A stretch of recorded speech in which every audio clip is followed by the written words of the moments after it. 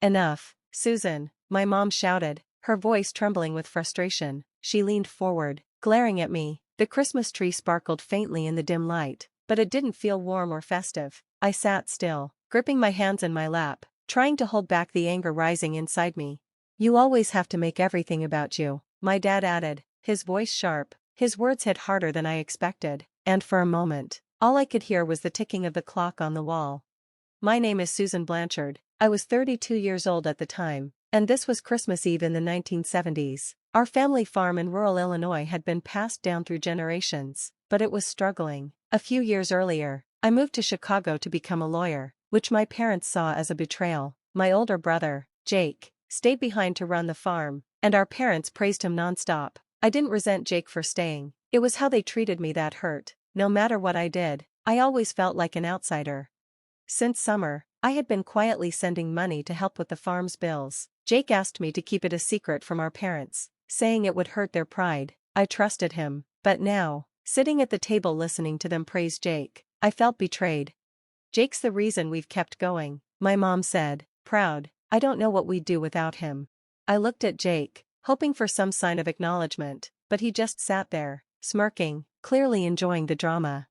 That was the breaking point. Actually, I said, my voice shaking but loud enough to cut through the conversation, I've been sending money every month since July. My dad scoffed. Don't start making things up, Susan. Jake's been here working hard. Why would you say something like that? His dismissive tone hurt more than the words. My mom crossed her arms. Honestly, Susan, it's Christmas. Can we not ruin the evening with your need for attention? I'm not making it up, I said firmly. I've been depositing money directly into the farm account from Chicago. But they weren't listening. My dad sighed, and my mom turned to Jake, who shrugged, pretending he didn't know what I was talking about. The frustration built up. Are you really going to lie, Jake? I demanded, my voice sharp. You know I've been making those deposits. Jake didn't flinch. I have no idea what you're talking about, Susan, he said, smirking even more. I couldn't believe it. Unbelievable, I muttered, shaking my head, but our parents didn't care. My dad sighed, acting like I was the one ruining the night. My mom gave Jake a sympathetic look. I stood up, my chair scraping against the floor. I locked eyes with Jake. You know exactly what I'm talking about, I said, shaking with anger. Those deposits weren't small. You've been letting them think you're the hero while lying. If you don't admit it now, I'll leave first thing tomorrow and get the proof myself. Jake leaned back, acting like it didn't matter. You're wasting your time, Susan, he said with a laugh. Whatever story you've made up, go ahead and prove it. That's when I realized he didn't think I would follow through. To him, this was just another family argument that would fizzle out. But I wasn't backing down this time. He had lied, taken credit for my work, and treated my efforts like they didn't matter. I wasn't going to stay silent. The next morning, I packed my bags. I couldn't stay in that house any longer. When I told my parents I was leaving, my mom sighed. It's Christmas, Susan, she said, like I was ruining everything. My dad didn't even look up from his coffee. Can't go a single holiday without causing a scene, he muttered. Jake, of course, sat there with a smug grin, like he had already won. I didn't say anything. I wasn't going to stay there, not when everyone acted like I was the problem. I knew the bank was closed, but I didn't care. I just needed to get away from their judgment and Jake's lies. The drive back to Chicago felt endless. The roads were quiet, with most people home for Christmas. I gripped the steering wheel tightly, the cold air seeping into the car even with the heater on. My mind kept replaying the events from the night before. Jake didn't think I'd actually do it. He probably thought I'd stay quiet, too scared to challenge him. But this time, I was done being ignored and walked over. As I passed snowy fields and frozen lakes, I knew one thing for sure, I was going to get the proof, and everyone would know the truth. A few days later, when the bank reopened, I went straight there. It was bitterly cold, the kind of cold that hurts your skin. Stepping inside the warmth of the bank felt like a relief. I told the teller that I needed copies of every deposit I had made to the Blanchard farm account since July. The teller nodded and went to get the records. When he came back, he had a thick ledger and a machine that printed receipts one by one. Each one showed my name, the dates, and the amounts. I gripped the stack of receipts, my hands shaking slightly. They weren't just pieces of paper, they were proof of Jake's lies. I headed back to my car, the road still slick from the snowstorm, but I didn't care. I had to get back to the farm. The receipts sat on the passenger seat, secured under a small paperweight. Every time I glanced at them, my anger grew. Jake thought he could get away with it, and worse, our parents had taken his side. The drive back felt even longer this time. The farm seemed farther with every mile. By the time I pulled into the long driveway, adrenaline was rushing through me. I wasn't leaving until they saw the truth. I walked into the house, clutching the receipts tightly. My mom was in the kitchen. My dad was at the table reading the newspaper, and Jake was eating an apple. They all looked up as I entered, but I didn't wait for them to speak. I walked straight to the table and dropped the receipts in front of my dad. "There," I said, my voice steady. "Every deposit I've made to the farm account since July. My name, the dates, the amounts, it's all right there." My dad frowned and started flipping through the receipts. My mom walked over, wiping her hands on a dish towel, looking curious but skeptical. Jake stayed where he was, but I saw his smirk fade for a second. "This can't be right," my dad muttered, still flipping through the papers. "Why would you do this, Susan?" My mom leaned in to look, confusion in her voice. "Jake said he's been covering everything." I turned to Jake, locking eyes with him. "Well, Jake," I said, my voice sharp, "are you still going to lie about it?" Jake just chuckled, tossing the apple core into the trash. "Susan," he said calmly, "I don't know where you got those, but they're not real. You probably forged them to make me look bad." His mocking tone made my stomach turn.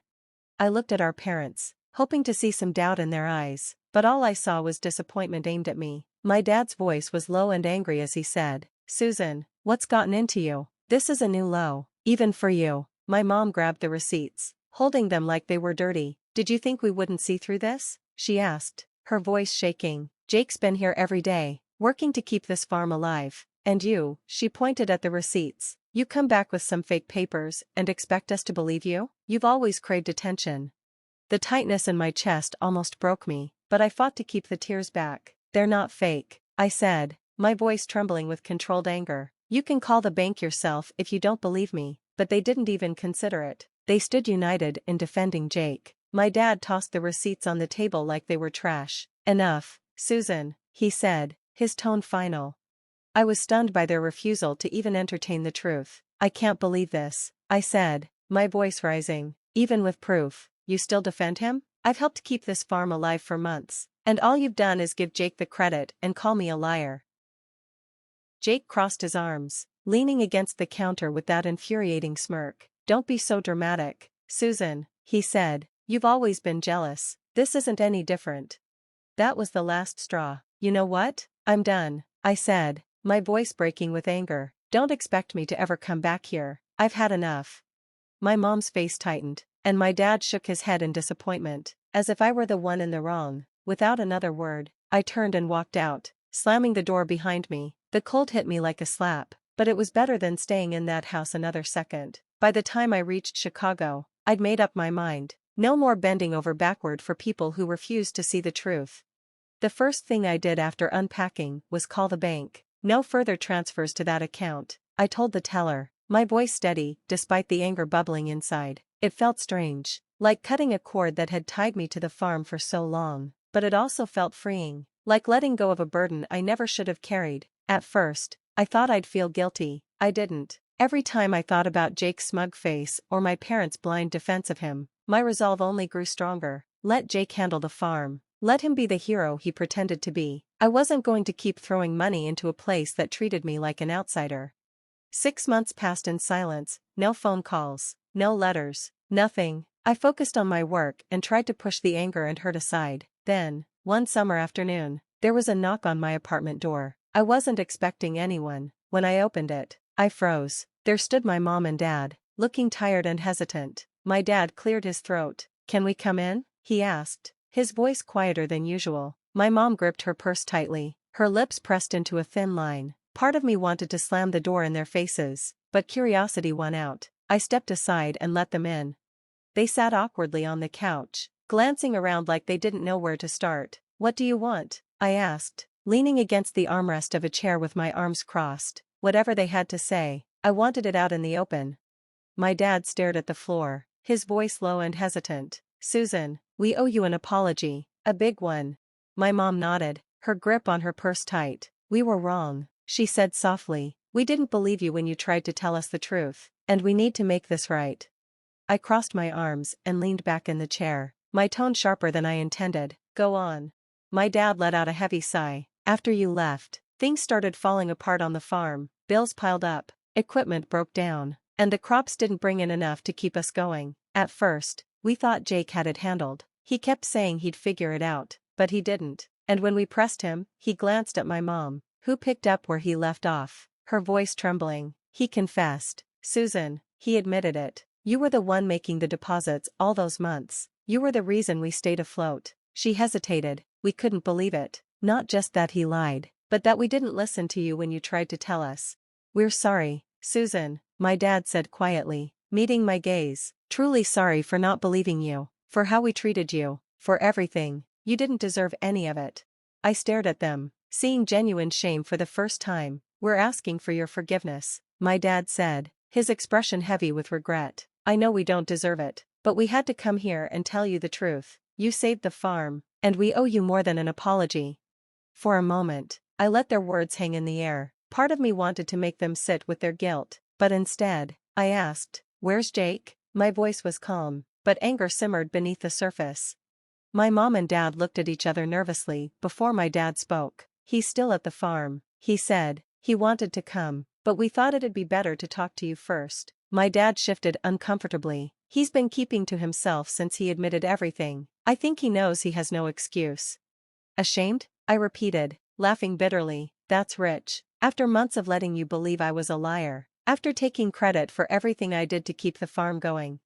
My dad looked down, his face pale. You're right, he said quietly. We let it go on too long. That's on us as much as it is on him. He hesitated. He wanted us to tell you that he's sorry. He knows he doesn't deserve forgiveness. Oh, he wanted you to tell me? I snapped, leaning forward. Are you serious? You're still protecting him? He should be here apologizing to me, not you telling me. You should have made him come. My voice echoed in the apartment, and I could see the shock on their faces, but I didn't care. I was done with their favoritism.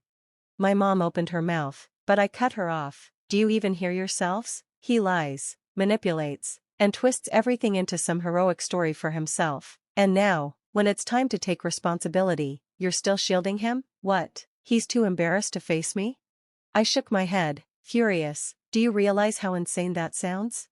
My dad shifted uncomfortably, gripping his knees. We thought this would be easier for everyone, he muttered. Easier for who? I shot back. For Jake? For you? Because it sure as hell isn't easier for me.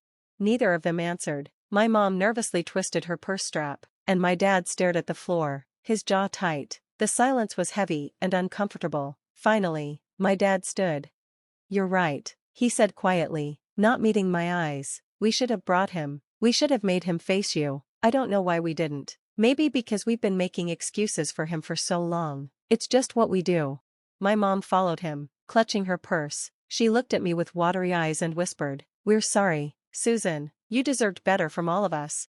Without another word, they walked out. My dad paused at the door, glancing back at me with regret in his eyes. Then they were gone, and the door shut quietly behind them. I sat there for a long time, feeling the weight of their shame. For the first time, it felt like they finally saw the truth.